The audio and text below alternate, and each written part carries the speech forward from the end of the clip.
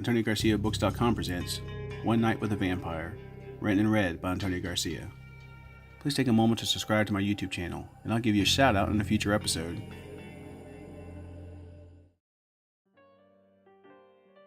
Dean walked into the bar and knew right away who he wanted to go home with.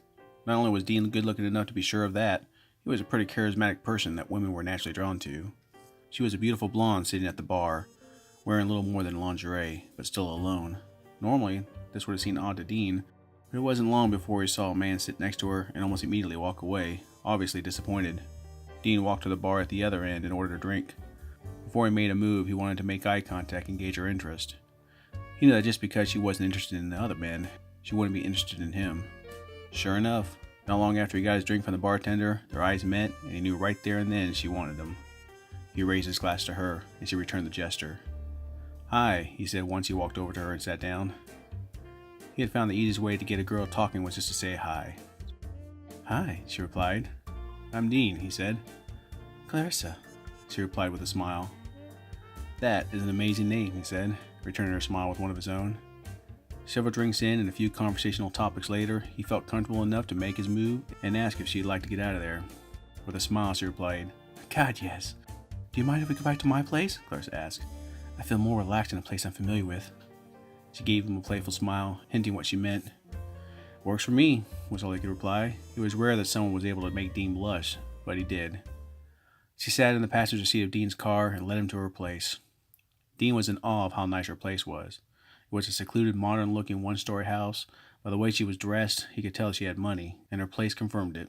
Not that it mattered to Dean, he was well off himself, but it was arousing to be with a woman who could live in that beautiful house.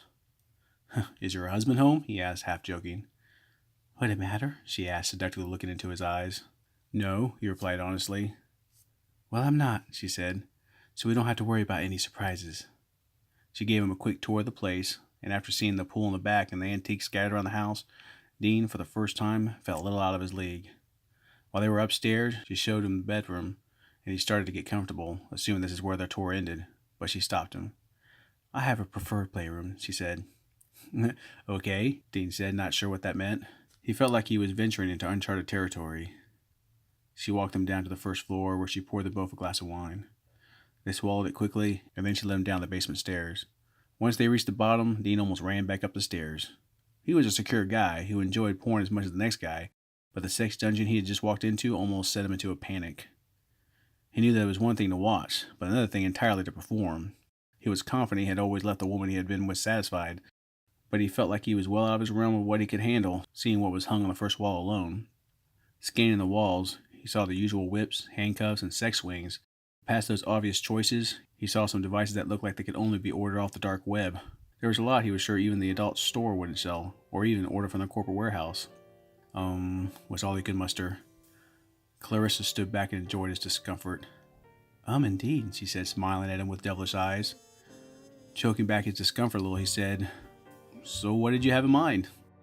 She slowly unzipped her dress and let it fall to the ground. It was at that moment that Dean no longer cared what she was into. He was ready to go along with whatever she had in mind. His smile wasn't the only thing that grew, and he walked over to her and planted the most passionate kiss he could muster.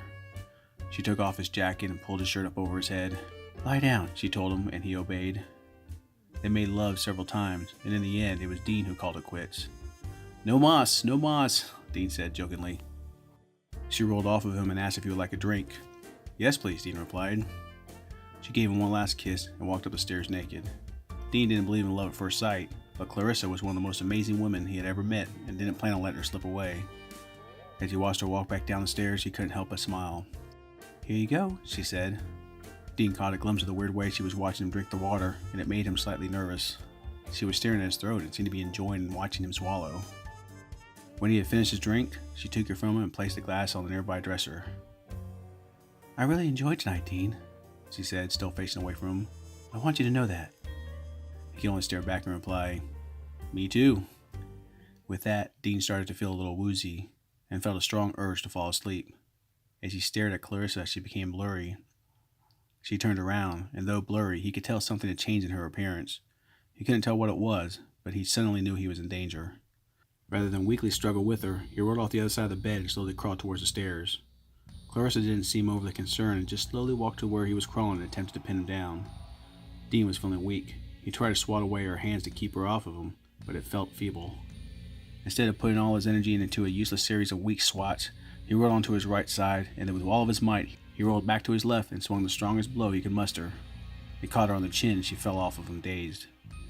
He knew he was too weak to hold her down, so he continued his crawl to and up the stairs. He had made it all the way to the top before she was able to regain her composure and continue her pursuit. When he attempted to turn the doorknob, he realized why she wasn't in a hurry to stop him. The door was locked, and he was too weak to push it open. Clarissa wore a blurry smile as she stood over him. "I don't know why you're struggling so much," she said. "You're going to pass out soon, and I'm afraid I'll be the last thing you see before you die." As he moved in towards his neck, he pushed her back as hard as he could, but saved most of his strength to be able to kick her right after the push. She went tumbling down the stairs and landed hard on the bottom. Seeing Clarissa knocked unconscious, Dean knew he'd given it all he could and passed out. When he came to, he saw that he was lying in the same place. He struggled to regain his focus. He attempted to open the door, but it was locked and probably bolted. He was unable to open it. He shook off the fogginess, walked down the stairs, and carefully stepped over Clarissa's dormant body. He took a moment to look her over. Whatever change he thought he had seen in her appearance seemed to have disappeared. She looked just as beautiful as she did when he had first seen her. A pang of guilt filled him, but he knew that despite her appearance, she had still tried to attack him, so he knew he was ultimately justified. He quickly got dressed and began searching for something he could use to pry the door open. He found a metal bar mounted on the wall along with the other sex toys. What the hell could this possibly be used for? He thought with slight horror. As he pulled the bar off from where it was mounted, Clarissa began to moan behind him. He rolled around and saw that she was slowly regaining consciousness. With a quickened pace, he attempted to step over her once again, but she grabbed his ankle, which he easily shook off. He limped up the stairs and made quick work opening the door, pushing his way into the first floor. Feeling free for a moment, he made his way to the front door and attempted to open it, but it was locked and much sturdier than the basement door. He turned to find a chair to bust out a window, but found Clarissa standing in front of him, still naked instead. Before he could use the bar on her, she struck him in the throat, causing him to drop it, and then quickly kicked it away. Still gasping for air, she grabbed his throat, squeezing tightly. His eyes widened, both from her strength and seeing her face contort into a face of a monster. Her face sunk in, her eyes changed to a gold color, and fangs sprouted from her mouth. Whatever fogginess he still had cleared up immediately, and he reached out, grabbing her by the shoulders, and kneed her in the stomach. She loosened her grip enough for him to break free. Even though she was a monster, he still couldn't help but see her as a woman, so he could only bring himself to push her down rather than strike her again and run past. He went in the kitchen to find a new, better weapon. As he pulled a knife from the block on the counter, he felt Clarissa jump on his back. He turned abruptly, throwing her off, and held out the knife between the two of them. He wasn't sure if the knife would kill her, but she did hesitate when he held it out in front of him. "Get out of my way!" he yelled at her. "I don't want to hurt you, but I will if I have to."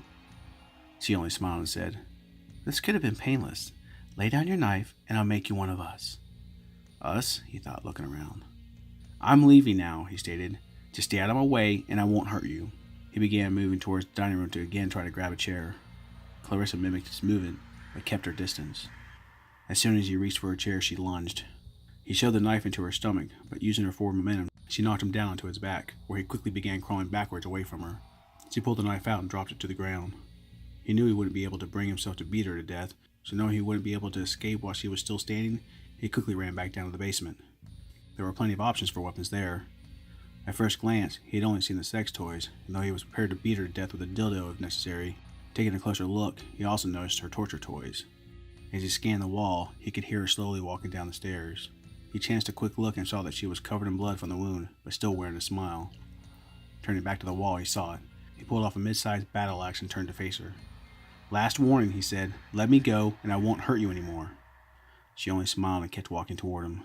He swung wildly at her, which she easily dodged, but instead of stopping his motion to swing the opposite direction, he continued the motion, knocking her backward with his shoulder. She reeled backwards and slammed hard against the wall. Before she could regain her bearings, he rushed, twirled in a circle, swung with all of his might, decapitating her, driving the axe through the neck and into the wall. Hoping no more of her kind would show up, he quickly ran upstairs, grabbed a chair, and smashed open a window. He jumped into his car and drove away, throwing dust up in the air as he went. Over the next couple of weeks, he heard nothing on the news mention the discovery of the body, and when he had called the police to tell him what had happened, they returned his call stating that they had gone to the house and the owner was there. They said everything seemed fine, and there was no missing report for Clarissa anywhere in their database. He never again went to the bar where he had met Clarissa, but he did venture to another bar, where he soon became a regular. After one night of heavy drinking, he walked out into the alley to relieve himself. As he turned to walk back inside, he was confronted by a row of 6 women. He dawned on his charming smile and said, "Hello, ladies." The woman in the center stepped forward with a sly smile. "Hi," she replied. "We're Clarissa's sisters." They were on him before he could scream for help.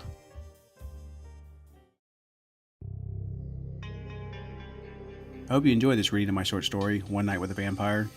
Please remember to take a moment to subscribe to my YouTube channel. Every new subscriber will get a shout out in an upcoming episode. These short story podcasts are uploaded every week to YouTube, SoundCloud, iTunes, and my website, AntonioGarciaBooks.com. There you can also order a signed copy of my mystery novel, Sins of the Fathers, and pre-order my upcoming fantasy novel, Black Knight. You can show your support by following me on Goodreads, Facebook, YouTube, SoundCloud, iTunes, and Spreaker, all of which are listed on my website. Again, I hope you enjoyed this short story, and you join me again next week.